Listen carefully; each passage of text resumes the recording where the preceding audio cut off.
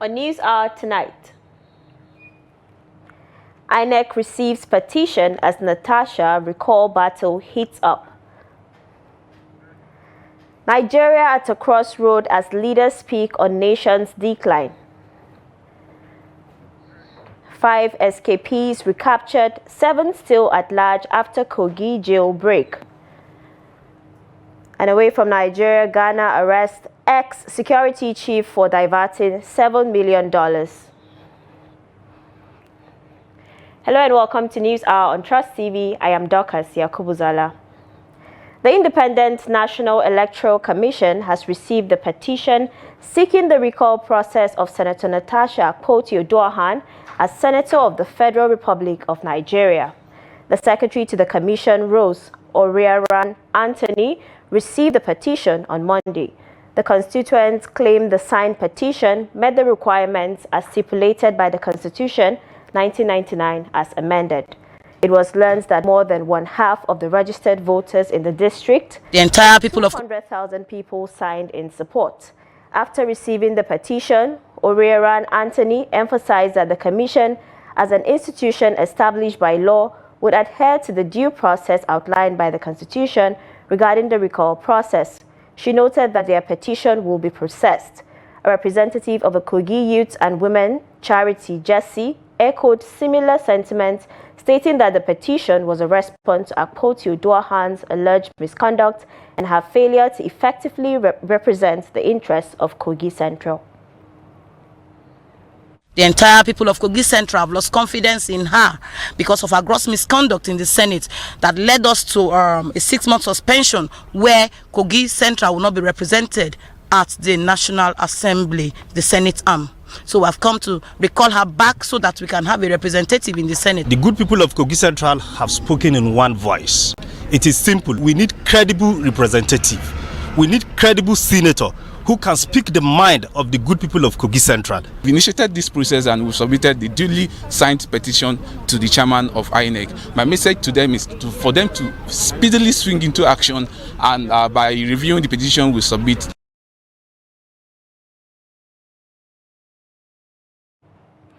The suspended senator representing Kogi Central, Natasha Akpoti-Oduahan, has debunked reports that she apologized to the Senate over the dispute that led to her suspension.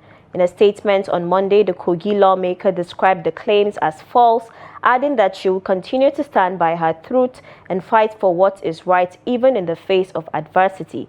Senator Natasha insisted that her suspension is a clear case of political victimization, but added that she would not be deterred.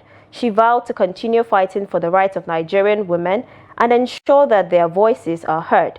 The senator urged the public to ignore the viral report, claiming that she apologized to the Senate, as it is entirely false.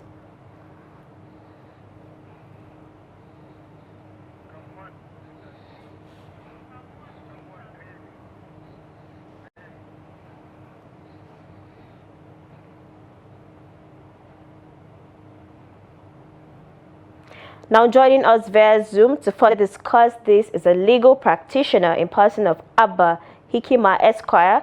Thank you for joining us and good evening. Good evening. Thank you for having me.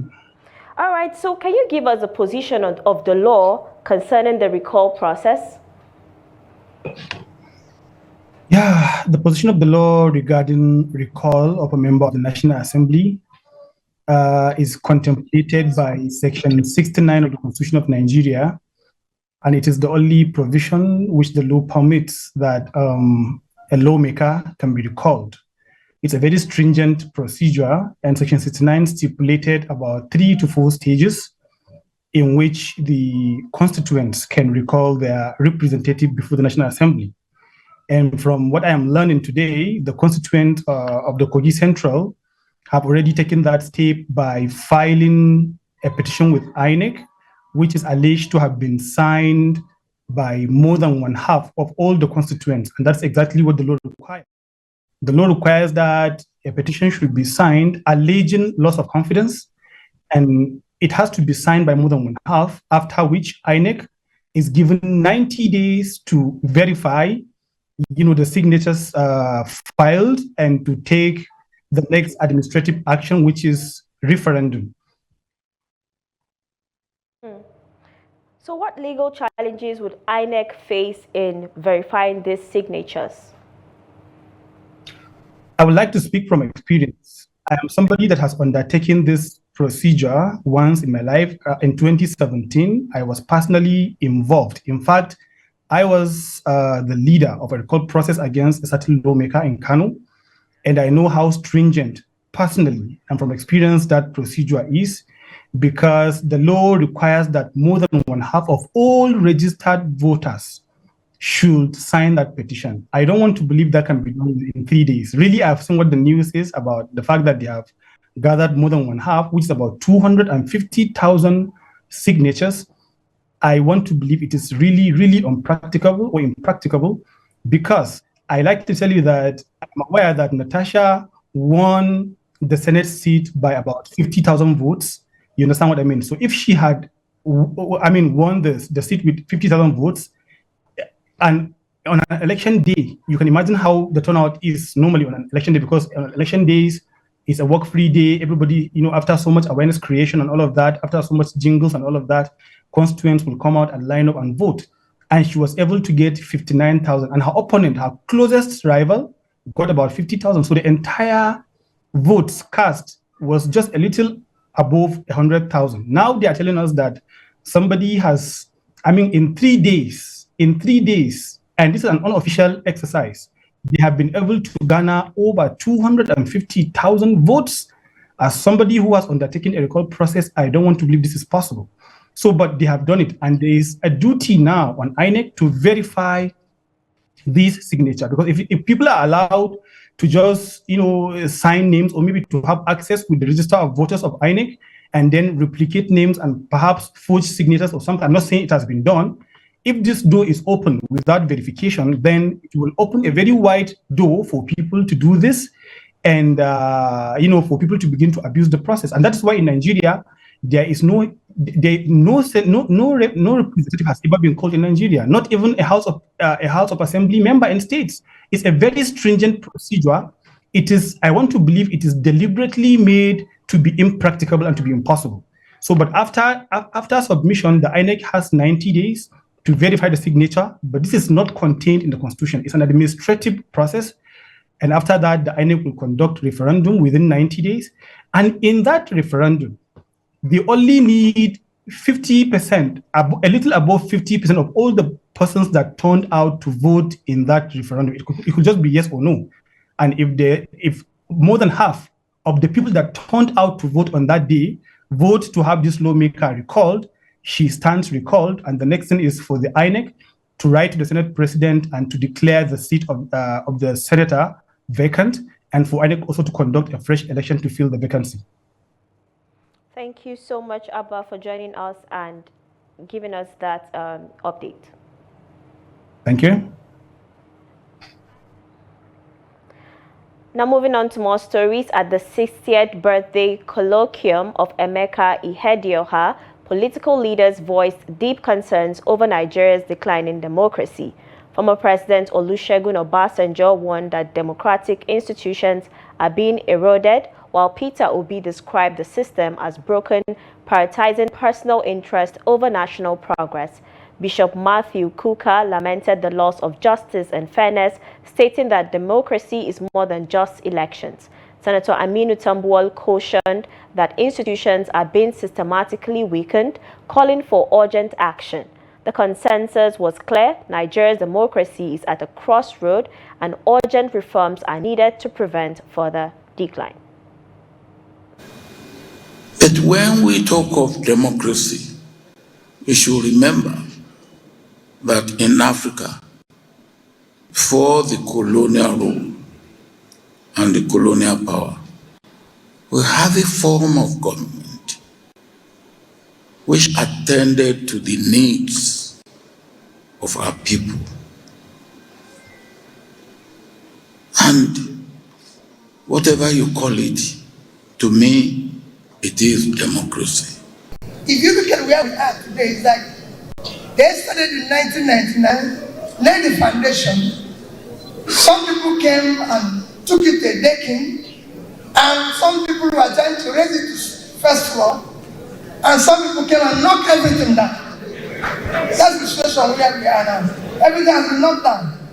The point I'm making is that democracy is a work in progress. And with all these imperfections, it must be admitted that the essence, that is why democracy must have an eraser. You make a mistake, you correct it. You make a mistake, you correct it. The challenge for us in Nigeria is that every time, and I think it was my friend Donald Duke who made the point, he said that, the problem in Nigeria is everybody who comes as governor wants to go back to the bottom of the hill to start something completely different.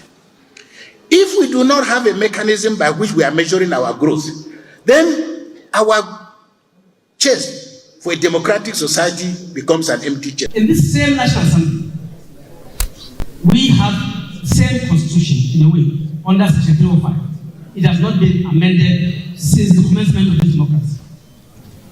We have our standing rules, and we have precedents of how two-thirds were able to be established in those instances where emergency was declared in Plateau, emergency was declared in Borno, Adamawa, and Yobe.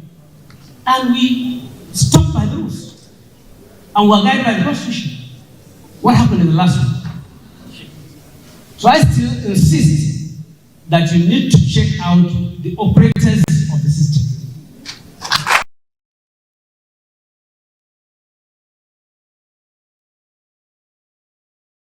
Suspended Rivers State Governor Siminalayi Fubara has refuted allegations linking him with militant groups, dismissing recent social media posts and videos as fake and malicious attempts to incite tension in the state. In a statement issued by his chief press secretary, Nelson Chukudi, Fubara condemned the circulation of fabricated videos purportedly depicting explosions at oil and gas facilities in the state.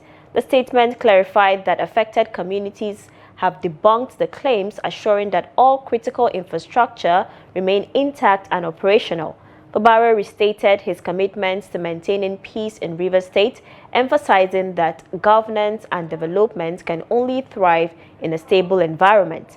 He also warned against attempts to exploit the state's ongoing political crisis for ulterior motives. Fubara further cautioned bloggers and social media influencers against spreading false information, stating that their actions could escalate tensions and disrupt stability.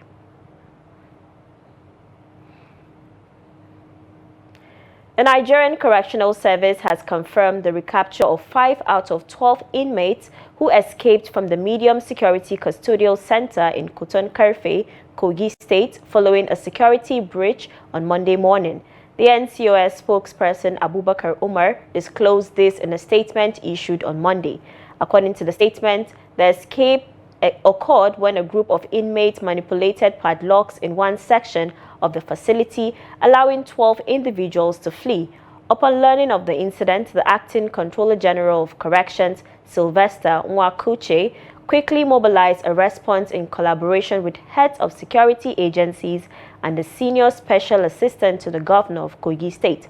Personnel were dispatched to secure the facility, restore order, and initiate a manhunt for the escapees. As of now, 5 of the 12 escaped inmates have been successfully recaptured, with efforts continuing to apprehend the remaining 7. The statement also noted that a comprehensive investigation has been launched to determine the circumstances surrounding the escape, while a nationwide security audit of all correctional facilities is underway to prevent similar incidents in the future. Earlier, the Acting Controller General briefed journalists.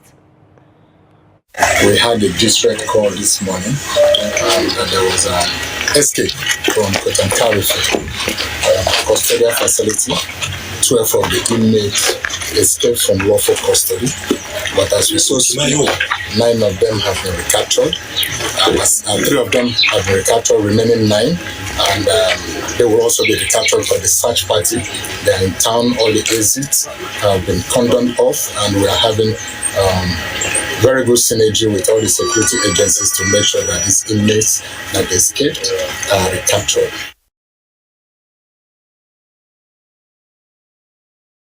The federal government has ordered an immediate probe into the prison break incident at the Kuton-Karfe Correctional Center in Kogi State. The Minister of Interior, Olubunmi Tunji Ojo, gave the order on Monday, according to his aide, Babatunde Alao. In a statement, the minister described the incident as unfortunate and vowed to ensure all fleeing inmates are captured. The minister said his men would leverage the service's biometrics and deploy technology solutions to capture the escapees. Tunji Ojo also ordered the Acting Controller General of the Nigerian Correctional Service, NCOS, Sylvester Ndidi, to visit the facility in Kogi to evaluate the situation and commence a comprehensive audit to unravel the events that led to the accident. The cost of cattle in Nigerian markets has surged, driven by several factors including import expenses, the removal of fuel subsidies impacting transportation costs, and general inflation. As a result, butchers in Ogun State are reporting a significant increase in prices with a scarcity of cattle in the market. Cattle dealers attribute the high cost of seasonal fluctuations and the increased expense of transporting animals from the north to the south. Trust TV's Abbas Alibi reports. Checks in markets across the state indicated that medium-sized cows now sell between 600 and 700,000 naira, while large cows exceed 1 million naira. Mohammed Bammi, the Sarkin Fulani of Ogere International Cattle Market, a cattle rearer and a dealer, attributes the price increase to seasonal factors, rising transportation fares, and the lack of sustainable grazing land.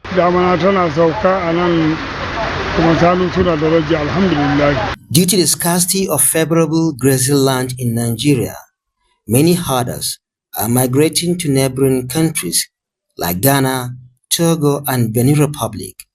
This contributes to the scarcity of animals and consequently the higher prices of cows in the markets. Aliyu Abubakar, another cattle dealer, expressed concern over the soaring price, noting that the increase originated from the northern region, where they typically purchase cattle in bulk. This price increase may be linked to the falling value of the naira and the rising cost of food items. Previously, a herder could sell one cow to purchase a bag of grain or other food items, but now they need to sell 3 or more. Aliyu added that smaller cows are now sold between 300,000 and 500,000 naira. Medium-sized cows range from 700,000 to 1 million naira, while large cows range from 1.5 to 2 million naira. Marget Olorushogbo, a butcher from Abeokuta who is at Ogere International Market to purchase cows, reported a scarcity of cows and expressed fear of business closure as cost of cow reaching 2 million has significantly reduced profit margins, making business sustainability challenging. What we used to buy for 700,000 naira not long ago is now 900,000 naira. After slaughtering the cow, we barely make a profit. The scarcity of animals in most cattle markets in Ogun and Lagos State is a major problem. Cattle marchers and butchers in Lagos and Ogun State have called on the federal government to intervene and prevent the collapse of the livestock sector. They suggest government funding for meat production, the disbursement of palliative loans to butchers, and subsidizing transportation costs, among other measures. From Abeokuta, Abbas Ibrahim Alibi, Trust TV. Muslims in Osun State have been charged to imbibe the lessons of Ramadan and sustain good deeds even after the fasting period. The Deputy Chief Imam of Oshobo, Maruf Ishola, gave the charge while speaking on the significance of Ramadan. Hamid Oyebade files in this report. This year Ramadan fasting, which commenced on Friday, 28th of February 2025, is expected to end on Sunday, March 30, subject to the sighting of the moon. The past 3 weeks have witnessed a series of events and activities such as Ramadan lectures, special prayers, and charity by individuals and organizations. Speaking on the significance of Ramadan, the Deputy Chief Imam of Osogbo, Maruf Ishola, charged Muslims to imbibe the lessons of Ramadan. You will supplicate, you will recite the Holy Quran, you will observe Nawafil. All these supplications make Muslim to move closer to his Creator. At a Ramadan lecture in Osogbo, the Chief Imam of Ofa, Kwara State, Muideen Salman, urged Muslims to be contented with whatever Allah blesses them with. One thing that scholars, the rich, and the influential people must possess for them to become successful in life is contentment. But most people nowadays are not contented. We should continue to love each other. And you know, our governor is a man of peace and he has exemplified it. Emulate the saying and the deeds of Prophet Muhammad sallallahu alaihi wasallam when he was alive. Let us live in peace and harmony. Meanwhile, as the Ramadan gradually draws to a close, Muslims are intensifying their act of worship to earn more reward from Allah. Amid Oyegbade, Trust TV News, Osogbo. This is News Hour on Trust TV. Coming up ahead. Young Nigerian loses sight overnight after mysterious illness. This and many more when we return. Do stay with us.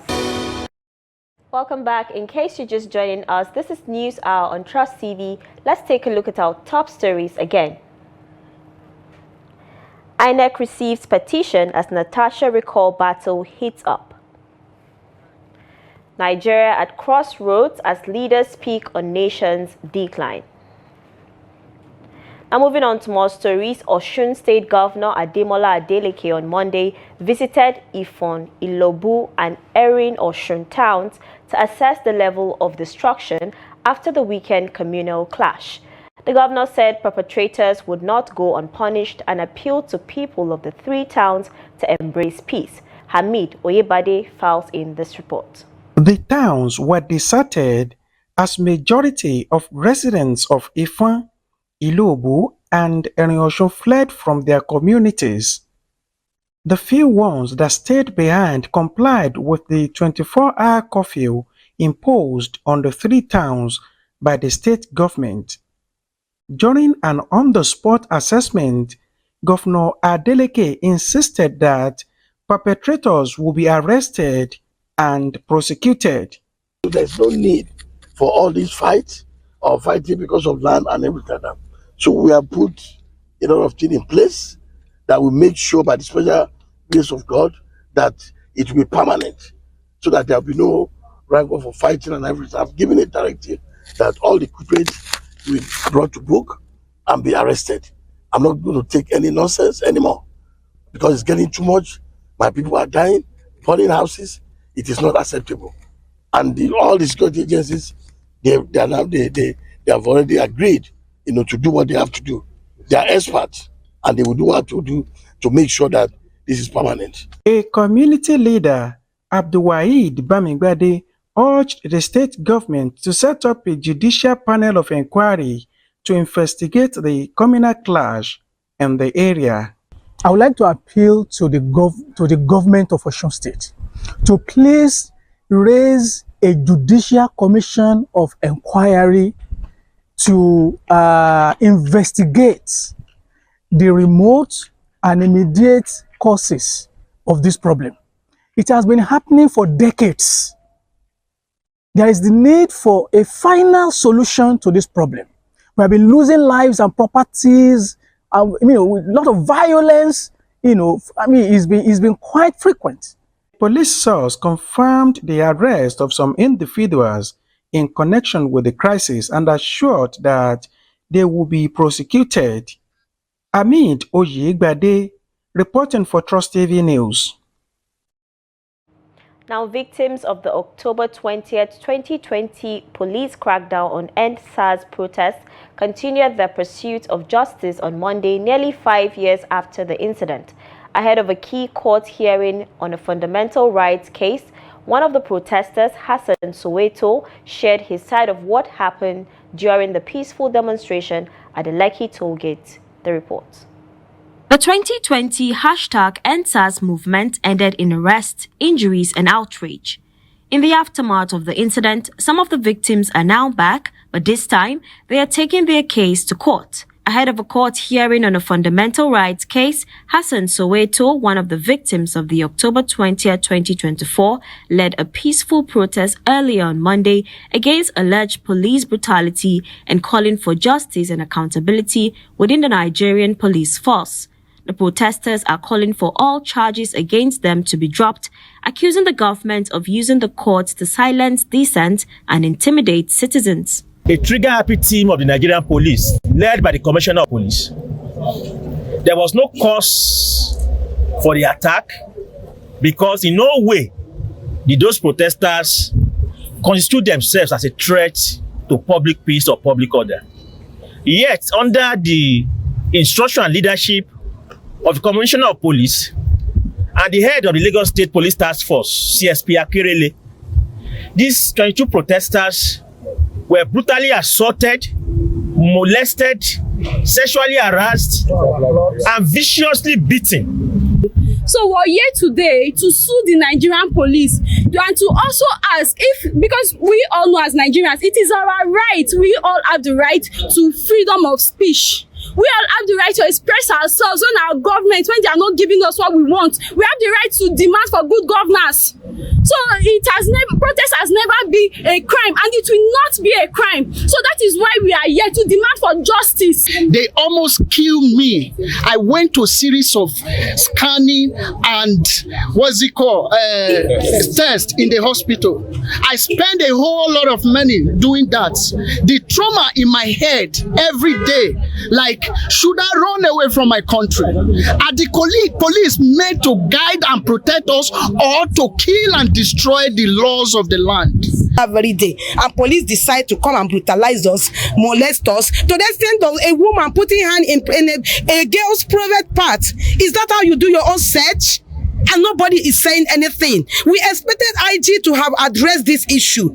And since it did not address it, we are here today to get justice for them. And if they did not do it the way we want it, we'll show them another way that we think we can get it. Nigerians be ready to say no to dictatorship, to say no to molestation, to say no to any authority that does not give you your right to behave like a human being. They say they are determined to hold authorities accountable and to defend the rights of every Nigerian to speak out peacefully without fear. In Abuja, Nigerian army personnel have reportedly invaded Tungamaje in Gwagwalada area of the Federal Capital Territory in a bid to reclaim a disputed land from indigenous residents. Reports say the army stormed the community on Sunday evening, threatening to kill residents who failed to vacate their homes within 24 hours. In several online videos, residents were seen hurriedly packing their belongings, fearing that the military would demolish their homes.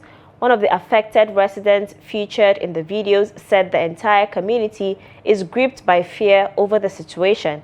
The land dispute between the Nigerian army and the Tungamaje community in the FCT has been a long-standing and contentious issue marked by claims of land ownership, legal battles and community protests. All their full stop, none of them could even have a sleeping at Epe community last night. For the fact that the Nigerian military end up disturbing us, threatening us, giving us quick notice, saying they will all kill us, they will come and demolish all our houses, including us, that we must depart. It started since last week. We thought it was a job. Every day they are here. Some weeks ago, they came and destroyed the buildings, the uncompleted building for us. Now, in our living rooms, in our sitting rooms, they all came this morning and began to threaten us that they will shoot us if we cannot pack our properties. In fact, all members of Epe communities under threat. Still in the FCT, recent government demolitions of informal settlements or shanties to reclaim land and enforce development plans have left many residents displaced. In Abuja's Gishiri community, the Federal Capital Territory Administration's actions have sparked outcry and hardship. Such demolitions often stem from security concerns, building code violations, unauthorized construction, or the need to clear rights of way for infrastructure projects. Trust TV's Noel Sampson visited Gishiri to document the residents' experiences following the recent demolition. The report. Following the March 11th, 2025 demolition in Gishiri community of the FCT, personally supervised by Minister Nyesom Wike, reactions continue to pour in. Residents at Amunuhu and Enoch Dogo recounted the ordeal, describing the events leading to the destruction of their homes and the hardship they now endure. No, there was no notice before the demolition. There was not any notice that this is the day they are coming for demolition. No, they have not met us that they were coming for demolition, but they have been coming for it, capturing and numbering. How many years now? For like that's just for that was February, March. That was when they started. This year? Yeah, this year. The highest amount there is 12 million, 20 million. That is the highest amount. For how many rooms? For many for maybe like if you see 20 million, it may be like maybe 20 self-contained. So if you are having 4 rooms self-contained, you see the amount of maybe 4 million, 5 million, in which is not with the rent of things in the market now, it's very, very poor. Look at us. We are sleeping outside with our children, our mothers. Eh? Some of us even lose our food stuff because of the demolition. While it's on record that these demolitions are carried out occasionally, many have been wondering why displaced residents often return to these areas if no immediate alternative housing is provided. Yes, we have no place to go. This is where our forefathers, they have them born them here. We have inherited our forefathers' land. We have no other land. We have nowhere to go. This is where we're based. Like tenants now, if they demolish your house and you're a tenant, you can go somewhere else, you can go back to your place, but we have nowhere to go. You know, they have been part and parcel of that place. There is a connectivity between the residents and such places. So most of the time, if they move from that place and they see that the government have not made any move of developing the place, definitely they are going to go back to that place because they feel they are being stripped away of, people used to feel that they have rights to places, even though they don't have that right. But they feel if the place is still vacant, they will still go back to that place since they feel it's their origin. Relator Abdulaziz Pitiko emphasizes the need for clear legal frameworks governing demolitions. In this case, I feel the government should create a law whereby when demolition issues arises, there should be a committee set up to handle this thing with utmost care, so that even the citizens of the country should feel relaxed when issues like this come.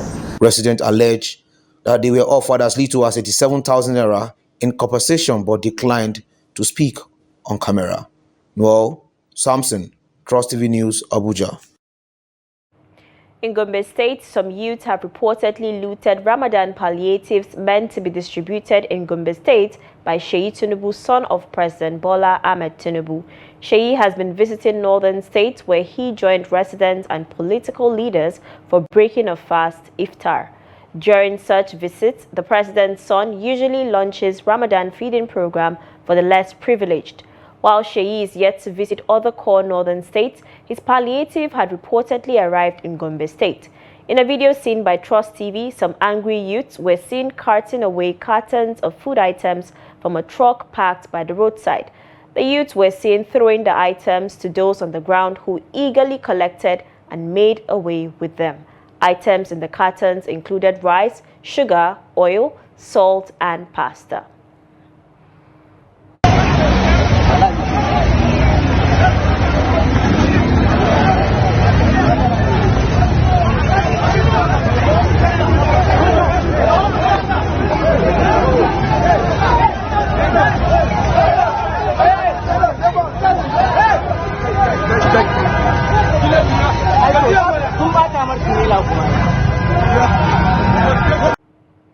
Nelson Ayuba, a 29-year-old public health graduate, lost his sight within 24 hours due to a sudden fever and headache.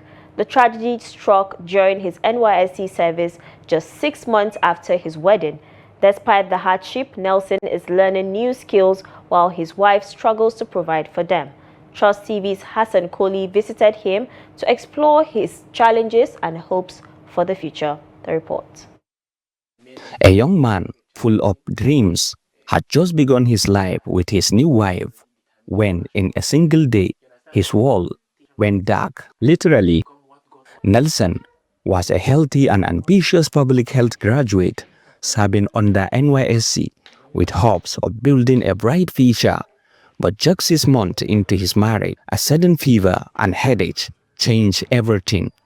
Within 24 hours, he lost his sight completely.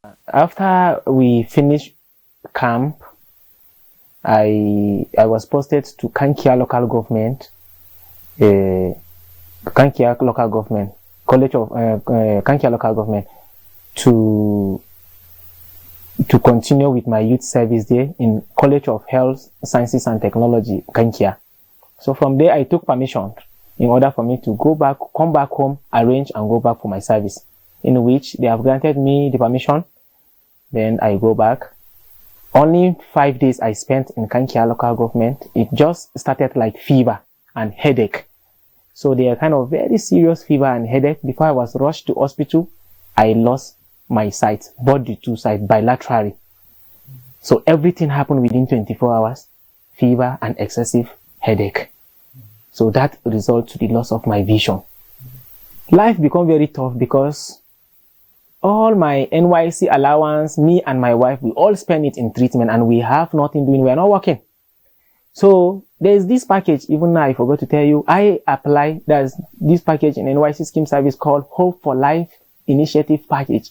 I applied for it and recently they said I'm shortlisted, I'm still expecting. So life became very tough, like I said. I don't have anything doing. My wife, she's the only one that's supporting me. She bought a grinding machine. It's the grinding machine that she normally used to grind, and we use it for our food, health and everything. Doctors and specialists have struggled to determine the cause of his sudden blindness, but no clear diagnosis has been given. Despite this, Nelson refuses to let his condition define him. With the support of his wife, who is now scarce for both him and their child, Nelson is learning new skills and hopes to start afresh if given the right support. I made to understand my sight. I did not restore. I've begun to conquer questions. Why? When should I come out of? I begin to ask myself, how can I create a meaningful life out of this? How can I build a good environment for myself, for my family, so that my own child will not grow up and see his father begging? I denounce that even from the day one. So I remember a story of this person, Helen Keller, who she is blind and deaf. Now today she has a foundation. That story encouraged me the most. And I still remember there's one of my mentor, Dr. Ishaku Adamu. Now he's an executive secretary, Commission for Persons with Disability, Gombe State, who's in 7 years, he lost his sight. Now today, he's a doctorate degree holder. So I become very optimistic. I said, I must do something to create a meaningful life. I now have a specialist coming to my house. I pay him, coming to teach me on how to use my hand to write and read, which is, we call it Braille. And from there, he said there is need for me to learn typewriter and computer. Now, it's sufficient. Last 1 month, I finished undergoing my typewriter class. I can use typewriter to type everything I want to type. Now I'm trusting God to move on in order for me to go and study computer, know how to operate computer, do everything with computer, so that I can continue doing every normal things as every normal individual is doing, because I believe that there is special ability in disability. For Nelson's wife, life has never been more difficult. She has dealt with pregnancy, passing of her mother, and her husband's sudden disability all at once. Well, many things happened. Life were not easy for me. I faced many challenges. I see a lot in my life. When my husband got blind, we reached how many days we did not see food to eat, but we still thank God for everything. I stood by him. I said I will never leave my husband.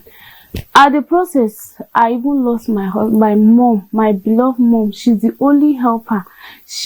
Anytime I call her, she will respond to me. So at this incident, I lost my mom. So which things were too much for me. I was kind of confused. Life were not easy for me. Then my husband will be talking to me. At times, if I do something small to him, he will react to me very well. It's not his fault. That is what I used to tell myself. It's not his fault, because I know what is running inside him. My husband is a nice person. He has been trying for me. Because of his condition, can never make me leave him. I promise myself that I will never leave him till death. Nelson dreams of furthering his skills and securing financial assistance to start a business or find a new career path. He hopes that organizations and well-meaning individuals will come to his aid. The road ahead is uncertain, but his determination remains unshaken. With the right support, he believes he can turn this tragedy into a story of triumph. Hassan Koli, Trust TV News, Gombe. Now, no fewer than 3 persons have been reportedly killed in Dundu village of Kwal district in Basa local government area of Plateau State. According to the National Publicity Secretary of the Iwigwe Youth Movement, Joseph Chudu Yongpa, the deceased were ambushed and killed on Sunday in the area. The group's publicity secretary, while confirming the incident, identified the victims as John Avia, 48, Sunday Vixen, 32, and Peter Vixen, 30. Yongpa further claimed that the latest incidents are one too many, adding that the numerous destructions on the Irigwe community reaffirm the resolve of the attackers against peaceful coexistence, peace and tranquility in Irigwe land. The State Police Command is yet to issue a statement on the incident. Some local and international human rights activists have appealed to the Adamawa state government to grant clemency to Samuel Jackson, a farmer in his 30s, for the killing of a Fulani herdsman, an act he claims was in self-defense. This comes as the Supreme Court on March 7, 2025, upheld the death sentence against him. The ruling has sparked outrage among Nigerians and human rights advocates who have condemned the judgment as unjust. They argue that innocent citizens often face severe penalties for defending themselves against violent attacks, while perpetrators frequently evade justice. According to the activists, they have met with the family of the deceased Fulani herdsman, who has also written a formal letter to the Adamawa state government pleading for clemency on behalf of Samuel Jackson. They are calling on the state government to review the case and consider granting him a pardon. There was an attempt to kill him. He managed to strike back. And then they said it was excessive. That makes no sense. If he was stabbed twice and he stabbed the other guy 3 times. Yes, I would appeal to Governor of Interior of Adamawa to proceed to grant this man clemency or a pardon. The father of the deceased has requested a pardon, and we think that this is the right thing to do. We also believe that since the king of Bachama has taken the step of bringing and consoling, reconciling the families, that the governor should respect the wishes of the royal father of that community.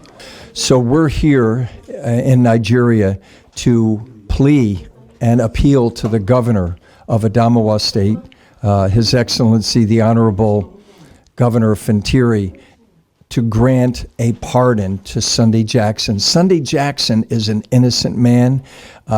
I've met with him. We have met with him on 19th of February 2021 there in Adamawa State Prison in Yola, and we were able to hear his side of the story, minister to him, and pray for him. So since that time, and then of course on March 7th, 2025, as a result of the decision of the Nigerian Supreme Court that sentenced him to death by hanging, that is something we're bringing to the governor's attention, and we hope and pray here in March 2025 or next month, since we're close to April of 2025, that the governor will kindly grant a pardon for Sunday Jackson and allow him to go free. You're watching News Hour on Trust TV. The news continues after the break. Do stay with us. Many thanks for staying with us. And in business, financial expert and managing director of financial derivatives company FDC, Bismarck Ruwane, has warned that the persistent rise in prices reflects deeper structural problems in the Nigerian economy. Speaking during a TV interview on Monday, Ruwane pointed to the latest inflation figures, which showed a worrying uptick in both core inflation and month-on-month inflation. Ruwane emphasized that when structural inflation becomes entrenched in an economy, a transition from moderate to high inflation can happen swiftly. According to him, structural inflation arises from deep-rooted inefficiencies such as supply chain disruptions, energy shortages, poor infrastructure, and fiscal imbalances, factors that Nigeria has struggled with for years. The latest Consumer Price Index and inflation report from the National Bureau of Statistics, NBS, reveals that Nigeria's inflation rate fell to 23.18% in February 2025, down from 24.1% in January 2025. Ghana is capitalizing on its gold exports to drive economic growth, with revenues increasing to $11.6 billion in 2024. The amount represents a 52.6% increase from the $7.6 billion recorded in 2023. Gold exports accounted for 57% of the country's total export revenue, solidifying the industry's role as a key contributor to GDP expansion. Notably, small-scale miners contributed $5 billion to the sector's export revenue. While Ghana has maintained its position as Africa's largest gold producer, it has also emerged as a key supplier to international markets. Oil prices dropped on Monday as the market anticipated either an increase or decrease in supply by the Organization of the Petroleum Exporting Countries and allies OPEC+, while also assessing the outlook for ceasefire talks aimed at ending the Russia-Ukraine war. Analysts anticipate the ceasefire talks could also lead to an increase in Russian oil to global markets.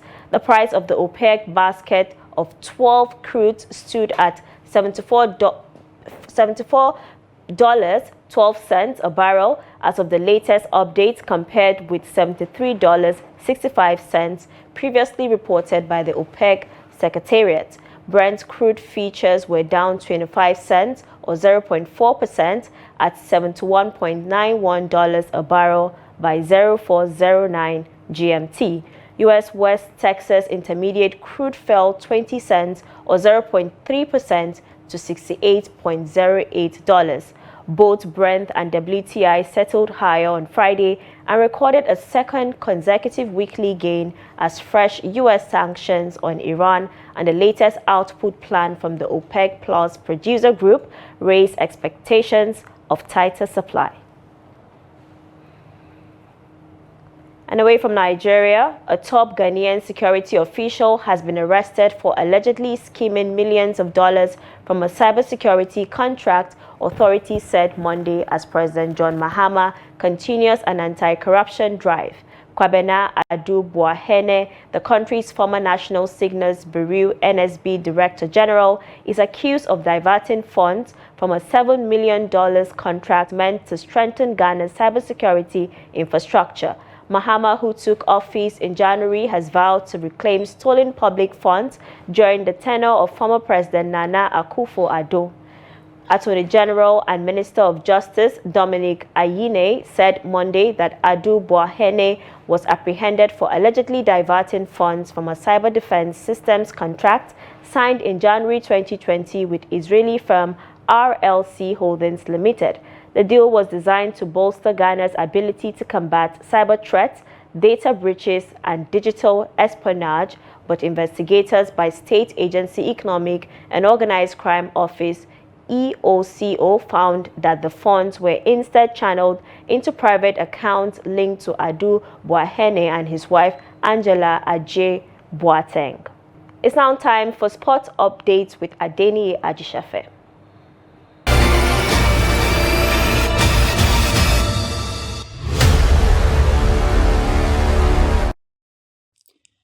As Nigerians await Super Eagles' rise to victory and be back into contention for 2026 FIFA World Cup ticket after Tuesday's match the 6 fixtures against the Warriors of Zimbabwe at Godswill Akpabio Stadium in Uyo, the three-time African champion, we have to win the game the way they did against Rwanda to be a contender for the ticket.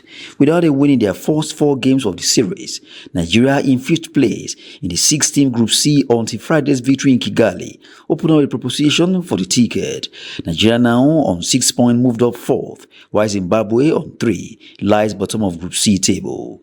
The Super Eagles are unbeaten in their last 7 meetings with Zimbabwe, recording 4 wins and 3 draws. Nigeria failed to win any of their last 5 World Cup qualifiers in Uyo, including frustrating draws against Cape Verde, South Africa and Lesotho.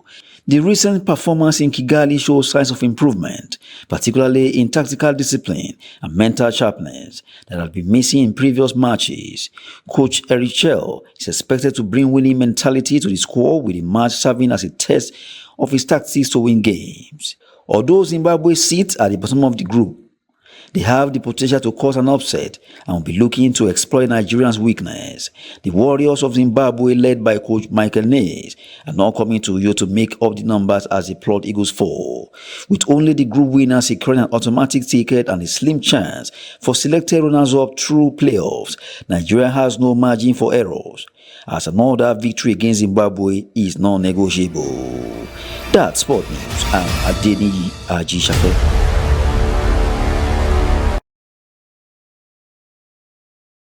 And with that, we wrap up News Hour on Trust TV. Do not forget to follow us across all our social media platforms for more programs, news, and documentaries, and join our YouTube live stream for more news. My name is Dorcas Yakubzala. Bye.